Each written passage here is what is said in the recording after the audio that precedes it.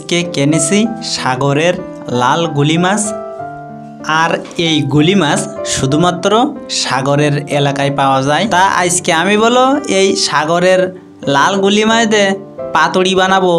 তা কিভাবে বানাই তা তোমরা দেখো কিভাবে এই পাতুড়ি বানাচ্ছি। তাই এই লাল গুলি মাছের পাতুড়ি কেমন বানিতে হয় তা আমি কিন্তু বানিয়ে আমার এই চ্যানেলে ভিডিও দিয়ে দিয়েছি।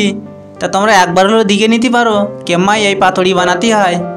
আর এই লাল গুলি মাছের ভিডিও আজকে যদি তোমার ভালো লেগে থাকে অবশ্যই একটা লাইক দিয়ে দেবা, আর বেশি বেশি তোমার ওই বন্ধুদের কাছে শেয়ার করবা। আর আমি বলো আমার এই চ্যানেলে এইরকম নিত্য নতুন রেসিপির ও রান্নার ভিডিও দিয়ে থাকি। তা তোমরা এই চ্যানেলে একটু সাথে থাকবা সবসময়। আর তুমি যদি এই চ্যানেলে নতুন দর্শকই থাকো তা অবশ্যই চ্যানেলটি সাবস্ক্রাইব করে দেবা আর পাশের বেল আইকনটা প্রেস করে দেবা।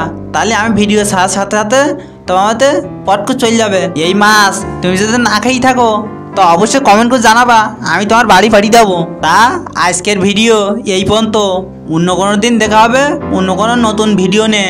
সেই পর্যন্ত সবাই ভালো থাকবা।